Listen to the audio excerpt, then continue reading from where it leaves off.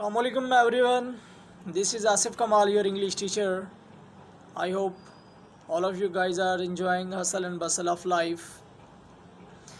Here we are with another video lecture that is again on grammar and composition. So in this video lecture, we will deal with a new concept that is use of has and have. So without wasting our time, let's start our video lecture. Okay, look at this page.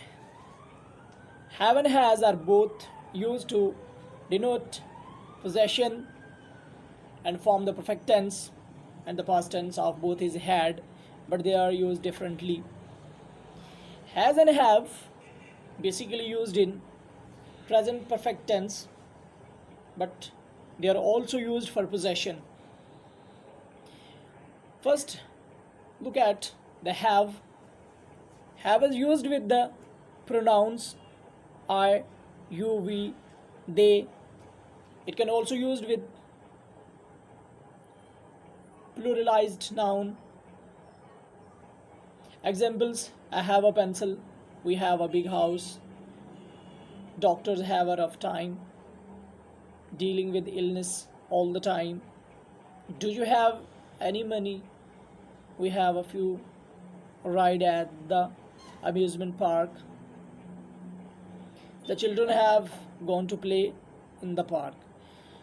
So have is used with plural pronouns like you, we, they, and it is also used for possessions, as I have mentioned earlier. And on the other hand, has is used with the third person singular, he, she, it. It can also be used with you are referring to someone by name. So has is also used for the possession, especially when we are talking about third person singular. So you can look at the examples. She has dark hair and brown eyes. Japan has a population of over 120 millions.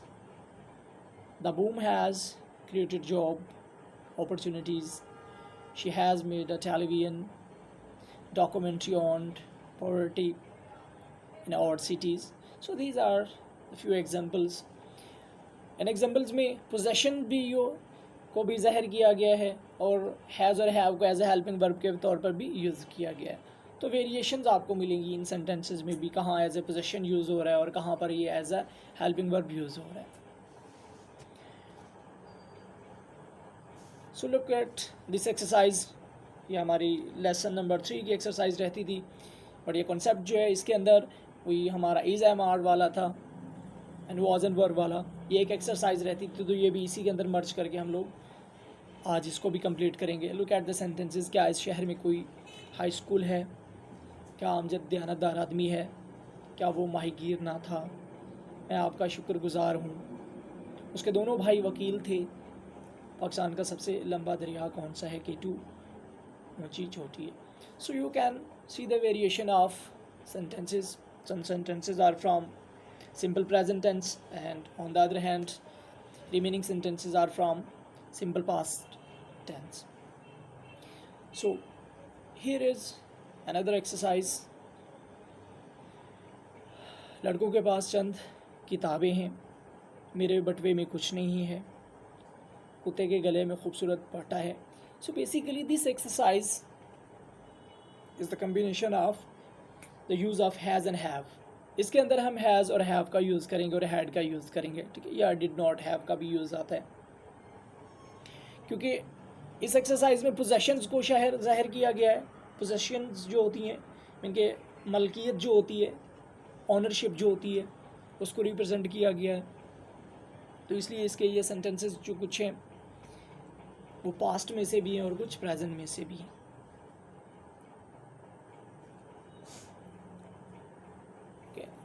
क्या इस शहर में कोई high school है?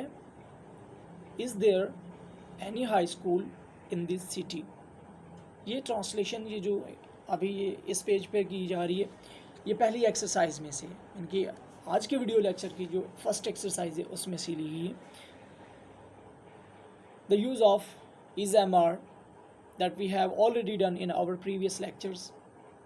क्या अमजद दयानतदार आदमी है? Is Amjad an honest man?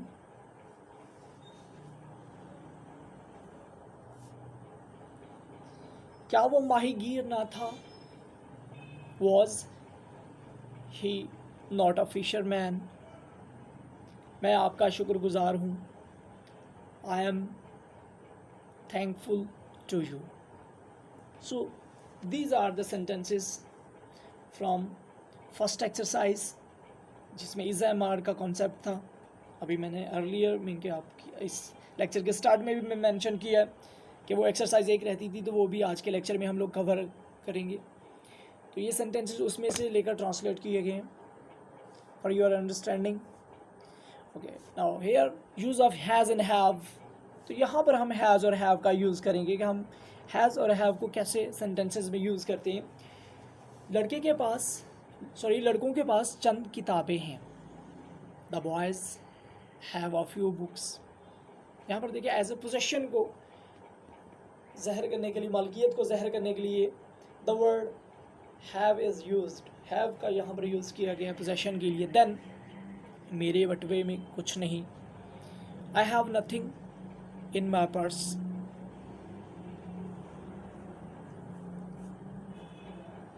इस गरीब लड़के के पास जूता नहीं है. This poor boy has no shoes. तो यहाँ पर देखें अब हैज़ का यूज़ आ गया. पहले जो दो एग्जांपल्स ट्रांसलेट की गई तो सेंटेंसेस में हैव का यूज़ था, यहाँ पर हैज़ का यूज़ है. As I have mentioned earlier, we use have with plural pronouns and has with singular or third person singular. लोहार के पास हथौड़ा नहीं है. The blacksmith has no hammer.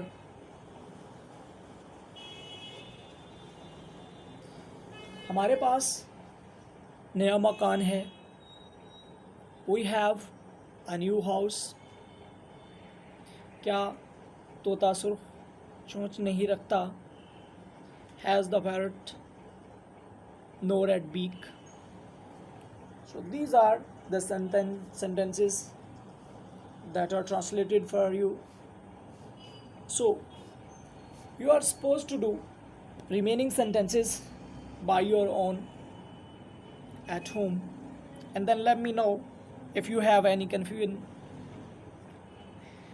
फिर से भी मैं आपको इसका कॉन्सेप्ट जो है वो रिवाइज करवा देता हूँ हैज़ और हैव का. We use have with plural pronouns like we, you, they और आई के साथ भी हैव यूज़ होता है. And has with third person singular like he, she, it. And has and have are also used for the possession. ये इनको possession के तौर पर भी इस्तेमाल किया जाता है, यूज़ किया जाता है कि जहाँ पर किसी की मलकियत को, इनके ऑनरशिप को रिप्रेजेंट करना होता है. I think it is clear to all of you. Take care of yourself. अल्लाह हाफिज़.